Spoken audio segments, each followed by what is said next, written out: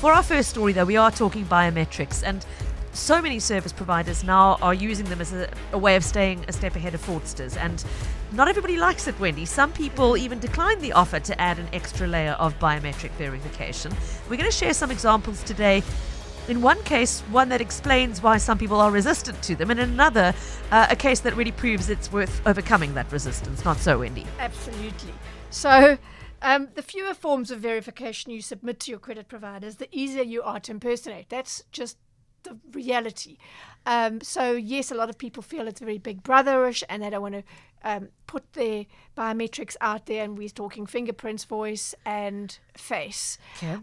Things that only you can have. Yes. And that are specific to you. So, you know, many credit providers are still going with a copy of your ID, 3 months bank statements, your salary slip and proof of residence, that kind of thing, which are all out there and fakeable and all the rest. Otherwise, we wouldn't have the level of fraud that we do. Do, right? Yeah. So clearly, we are behind the international curve in terms of adopting biometrics, and it really is time that changes. And we're going to get an expert on to join us in a little while to go into more detail about that. But the question is, and I had one stage did do this. You phoned to speak to, in my case, I think it was Discovery, and they said, "Would you take a few minutes to verify you are who you are?" Yeah. To do voice activation to submit your voice basically as another level of security. And I was like, no, I'm in a hurry kind of thing. So I think it's partly that, and it's also the other thing of just skepticism, distrust around doing that. So our listener Barry, and this story speaks to that. Barry wrote us a couple of weeks ago asking for our help with his Vodacom fraud issue. The short version is that somebody contacted Vodacom in October of last year, successfully pretending to be Barry. That person then did several upgrades on Barry's account, opened new cell phone lines, and even ordered multiple new devices, all for Barry's account, of course. At a great expense, it should be added. Yes. And so when Barry tried to query this huge account that had been run up in his name, he faced the inconvenience of not just having his own phone disconnected, but also his wife's disconnected because there was this huge outstanding sum. And not only had their two individual cell phones been disconnected, so had their home fiber internet because of the fraudulent arrears. And to make matters worse, it's really important in this case because Barry's wife is a vet who has to be on call, Wendy, and available when somebody phones. So it was a big, big deal, perhaps more so to them than it would be to anybody else, that phone access needed to be restored. But when Barry wrote to us, he was really struggling to get feedback from Vodacom as to what had happened and how this person had managed to convince them he was Barry. He wrote in at one point saying, I finally found a very helpful person in Vodacom's subscriber collections department named Koketso. It was such a relief because in my more than 50 attempts to phone... Number. 50 attempts, 50 to phone, email or visit Vodacom shops. I've not had anyone able to help. They don't even pretend that they want to be helpful. Unfortunately, Barry spoke too soon with that compliment of an email because it was not long before he got a phone call from his child's school saying, hey, your daughter's unwell, someone needs to come and fetch you and we can't get through to your wife. Because guess what? She'd been cut off again. Wendy, you then took up the case with Vodacom. What happened? I did. So I asked them, among other things, whether voice recognition was available as a technology to protect its subscribers from fraudsters. Because clearly, if that had been the case and Barry's voice was on hand, that fraudster would not have been able to get away with pretending to be Barry. I asked if they do have it, to what extent is the network using it.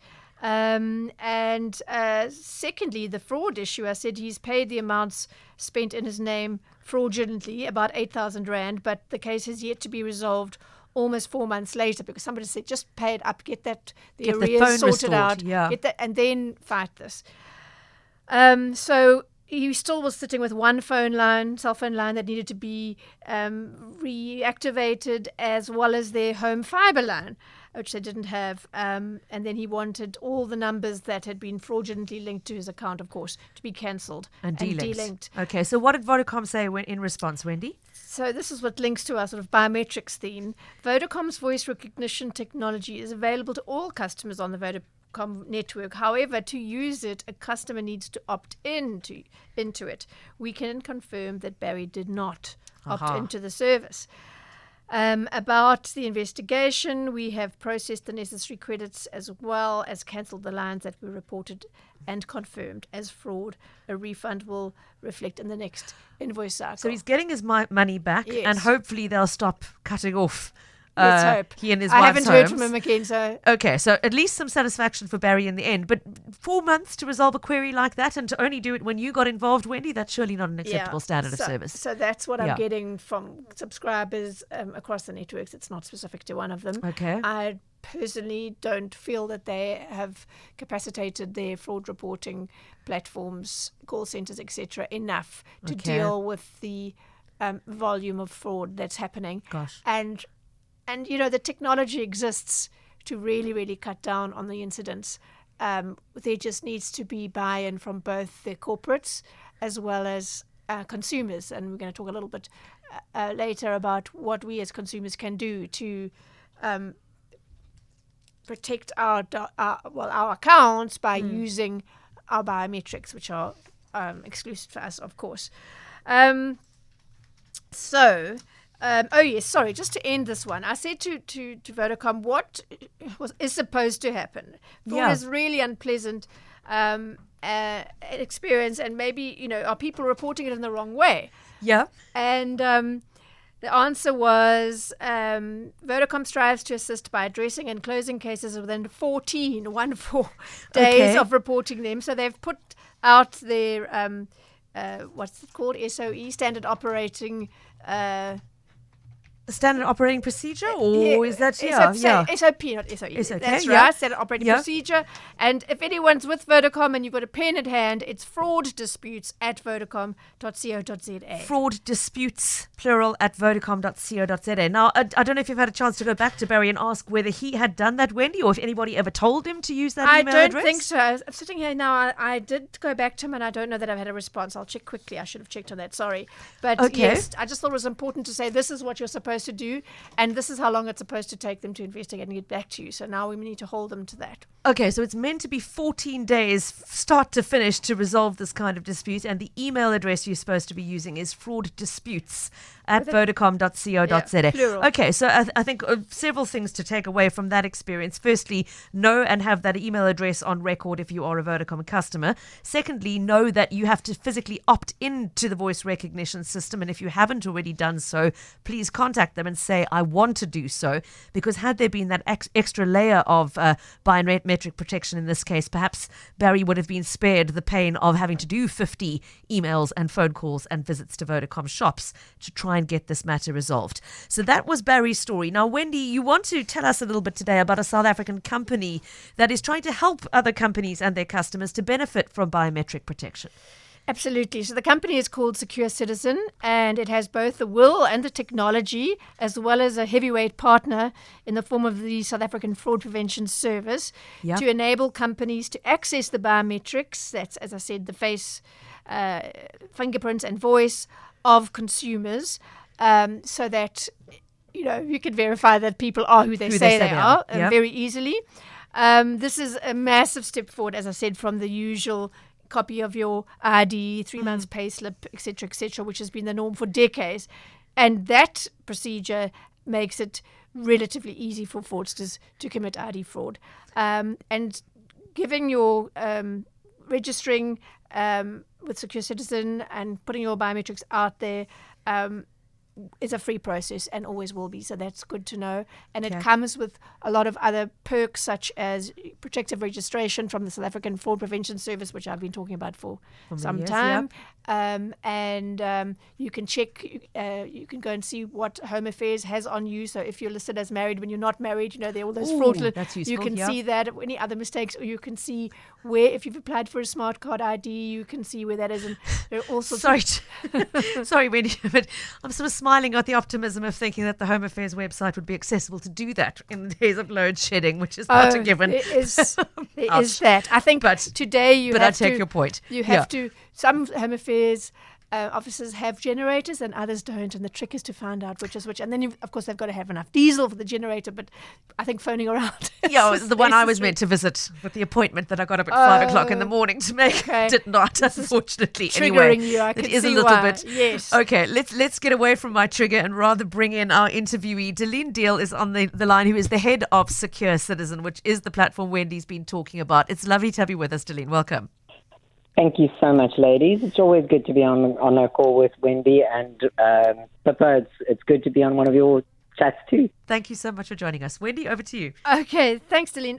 So providing our biometrics is one thing. How do we make sure or find out that the companies we do business with are going to access those biometrics when somebody applies for a cell phone contract or wants to take out a new phone on an existing contract or apply for an account or loan or anything, all that type of stuff that goes on every day as we speak? How does that connection happen?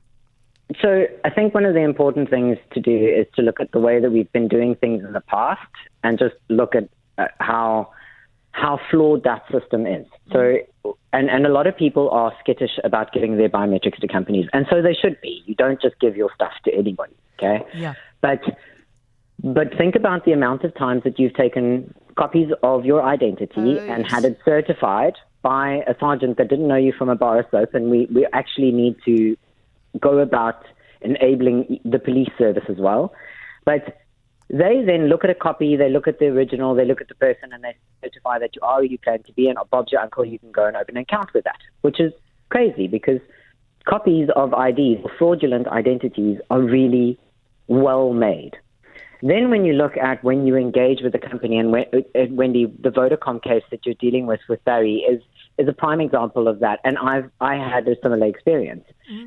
When you phone into somebody and they ask you 5 to 8 random questions, that is to verify that you are who you claim to be, most of that information is publicly available. Yeah. And with all of the data breaches that have happened, and I actually had a case like that this weekend where I had a fraud alert, really good customer experience, phoned the company to say, no, it's really me, you can let the transaction go through, and they go, okay, cool, can we just prove that you are who you claim to be? And they asked me 5 questions and I failed my own KBN. Yeah, we've all done it. I've done it. We've all done it, yeah. I don't remember whether I put it was yellow, canary yellow, or it just doesn't work. Well, as Barry said, sorry to butt into Delene, he said doesn't know how the fraudster got it right because he would battle to pass his own security question. So it just shows you how ridiculous. They've got everything at hand. They've researched it. They know us better than we do, our history. And it shows how utterly ludicrous that system is. They do keep asking me what school I went to as one of my security questions. And Delene, I went to 9 different schools and I can never remember which one I gave them. So okay, so you have a very special problem. But so the challenge that you're sitting with is those companies have done the best that they can in order to verify you, and they've worked with what was available to them, and it worked for a very long time. But data breaches have happened, and they keep happening, and they're going to keep happening. And the fraudsters have gotten to the point where they have strategies themselves. They're also running businesses. They even have call centers, and they sit with the answers in front of them. When somebody impersonated me with my telco, they had everything correct, my bank account details, my address. The only thing they changed was the image of my identity document. Gosh. Now, if you had to walk into a store, a franchise store, and the owner in that franchise store, who's also the entity that feels the chargeback, so they're the ones that are also, from a franchisee perspective, taking the knock financially. Because my fraudster rang up a 26,000 Rand telco bill, not as big as Barry's 80, but enough. And I wasn't going to take that knock, so the franchisee had to. But how is the franchisee equipped to fight that? With what we're putting in place is that there is technology that we can lean into, just like fraudsters lean into technology. You're not going to fight them without technology. But if our solution looks at how do we create a connection between the citizen is always required for the verification, and our government-issued identities. Because remember, the government takes your fingerprints and they take your photograph, and they've got capabilities for us to link in technologically, which we've done with our partnership with SAFPS. And our business is grounded in fraud prevention. We're not going to use it for marketing. We're not going to phone you and offer you a TV a week later. We're doing it for the purpose of fraud prevention. when we release the Secure Citizen Direct very soon, what we're actually going to be able to do is all of the companies, when you then subscribe to be a secure citizen, the companies that uses that link, that API that we use into the Department of Home Affairs, if that company uses that link, we will send an alert to the citizen and say, somebody's trying to do a verification on you. Is it you? So now if I'm currently applying for credit with a company, and I get an alert. It's similar to when you swipe your card and you get that SMS that says you've just done a transaction. It's sort of like, it's white noise. You file it because it's you. Yeah. But if I get that alert and it's not me, you better believe your bottom dollar. I'm going to be phoning that company and going, oi, stop. It's not me. Whoever you're dealing with, I've not applied for anything. So how else would you get ahead of stopping fraudsters? One last question. Somebody listening now thinking, okay, I definitely want to be part of this. How do they sign up? Do we wait for the official launch? Can they go onto an app and have a look? Please go onto the securecitizen.co.za website. There is a wait list. What we're doing from a release perspective, Beta 1 and Beta 2 are currently our test players. And when the next release will then be to everybody on our wait list. And if you want to be one of those very first people that gets to try this and actually has a voice that plays back in, please participate. Put down your details. We will then send you all of the sneak peeks and we will keep you informed. And once the app has gone live, I hope that there is mass adoption and we get lots of feedback. Well, we will certainly be speaking to you about that in due course. Delene, thank you very much for joining us. Great to have you with us, Delene Dale of Secure Citizens. If you want to check it out, securecitizen.co.za. Right, we have a second case involving biometrics where when they don't quite work as they're meant to, Wendy. Let's maybe just take a look at that before we take a short break, shall we? This is one that kind of illustrates the question of why some customers don't like giving out more information and don't like going through these processes, because when they go wrong, they can go wrong quite badly. There's nowhere else to turn. So what happened to Ursula? Okay, so she's 84. She lives in Wellington and she listens to our show every Wednesday. She told us, and she wrote to tell us about a very disturbing, quite bizarre experience that she had when trying to access her new Edgar's card. So she got an email saying, I suppose these cards have a shelf life and you need to get your new card. She's been an account holder for more than 40 years and she has a funeral policy linked to the account. So it's quite important to her. So she went along to the Edgar's store in Paarl Mall and that was the 25th of January. She spoke to an assistant who said now they have to phone some credit office in the N1 City Mall. So now she's standing with the assistant and she's talking to this credit person on the phone. She was asked to verify her personal details and asked questions. She says they were all answered correctly. And then she says, I was asked if I had my mobile with me, and when I said no, they said that they're going to block my account and hand me over to the fraud department. Now, can you imagine the impact of that? Okay. Yeah. Bear in mind, she's standing. She doesn't have her phone because she doesn't like traveling with it. She's afraid she's going to be robbed of it. Okay. But she's got her handbag with her ID book and all of that. All of that. So.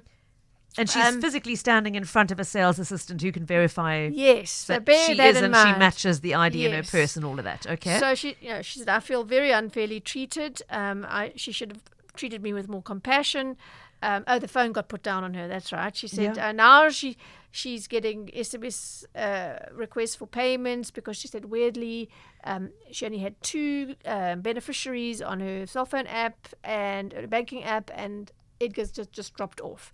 So firstly, weird. she's told you're being reported to the fraud department and you can't have your new card. And secondly, the payment details disappear off her phone. Which is, there's no way a corporate can do that. So that's a very bit of a strange. mystery. Yeah. Anyway, so I emailed CEO Reagan Adams, the CEO of RCS, which handles all of Edgar's accounts. Yep. And he always sorts these things out pretty quickly for me. I pointed out, as we've just said, that, all she needed to be asked by the assistant is, let's see your ID. Yes, you do look like this person and you definitely an 84-year-old white woman and match but that never happened. Biometric info we have on file, So I said, please can you retrieve the call recording to figure out what happened? Why was she pretty much accused of being a fraudster? And yeah. So the response. Yeah, what did they say? The good news, said Reagan, is that Ursula is now happy. She has her card. We helped her set her PIN, and she's made a purchase. So that's resolved. As for what happened, she got that email, as I said, to replace the card in store. You were right in that it didn't say that she needed to bring her phone. Okay, so she wasn't told this is essential as part of the process. No. Okay, so She says strike one, So right? we use two methods to authenticate the customer when doing a card replacement. The one is we use a one-time password that's sent to the phone. PIN, sorry, I always get that wrong. One-time PIN to the phone that we have on file, and the other is a tool where we ask questions the customer needs to answer. The agent merely asked the customer if she has her phone to ascertain which method to use. She didn't have her phone, so she was authenticated using the tool. Unfortunately, she failed authentication twice, which is why the card replacement never happened. I can only think that the agent said she answered well to give her a level of reassurance, because the agent, and this is something I learned, had no way of seeing the answers to the question. It's all in the computer. Okay. They don't have the answers, which I suppose would be a That's security. a good security measure. So the Yes. agent's going to say, what is your favorite color? And if you say green, the agent doesn't know if that is the correct answer. The computer just says no. She just types in or green and the yes. computer says, no, that's not the right answer, or yes, it is, move on. Interesting. But Reagan says, I can see how this reassurance may have caused confusion to the customer inadvertently, because she's thinking she got it all right. No, she wasn't told. That Sorry, was that's incorrect. Yes. Okay. And as for the beneficiary problem where Edgar's fell off, he says this is a mystery to us. We have no way to access the banking app. The only individuals who could amend this is either the bank or the customer. So it's got nothing to do with RCS, and I've left that. And he just said, I'm really grateful to you for raising the matter with us. I'm sorry for the service Ursula received and how it made her feel. Yeah. I agree with you that common sense can be used in cases such as these, and I equally understand the agents, listen to this, also don't want to circumvent a procedure which they are assessed on. So that is a fair comment, Wendy. So if there is a process and you are the security agent and you have been told the customer is required to answer 5 questions and if correctly. they fail, that's it. They fail. So there stands It's a fair the comment, point. but there stands, there needs to be. So I get you. Okay, so you're saying she's standing in front of you, holding in her Use your hands common a sense. government-issued ID that can verify she is who she says she But is. the system says you're going to be assessed on this, and the only way that you can only give the card if she reads the one-time PIN, because she has it on her phone, answers the questions and she correctly. couldn't do either, so fail. Sorry for you. Handing it over to the fraud department, Reagan didn't confirm that, but certainly Ursula felt very aggrieved and unfairly accused treated. of, Yeah. Yes. You It's just know, such an unfortunate situation. So there you can see where biometrics would play a role. if you had perhaps. voice recognition or a facial Yes. scan that can resolve it one way or Yes, another as computer an needs to additional say, option. Yes, Yeah. this is Ursula's voice. Thank you very much. Please ask the assistant to give you the card, or tell the assistant, yes, you can hand it over.